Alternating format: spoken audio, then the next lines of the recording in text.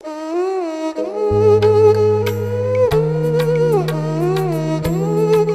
ញុំជាគូទៅដឹងគាត់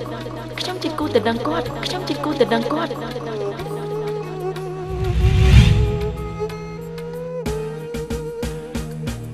ខ្ញុំជាគូទៅដឹងគាត់ថ្ងៃក្រោយជប់តាក់ទងគាត់ទៀតធ្វើម៉េច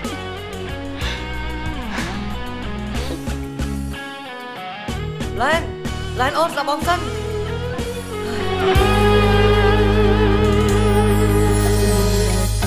មានអ្នកល្អជាងគេធ្វើឲ្យចិត្តស្នេហ៍ទទួលទុកបេះដូងរូបគេគឺជាមនុស្សដំបូងដែលរូបអូនស្ម័គ្រចិត្តព្រមរងចាំតែពេលនេះបែរជាមានរូបបងញែកបេះដូងអូនឲ្យភ្លេចអស់រូបគេបងជាមនុស្សល្អណាស់ល្អលើសគេបេះដូងស្នេហ៍ខ្វះបងមិនបានឡើយអូនមិនអាចរស់នៅគ្មានបងបានឡើយ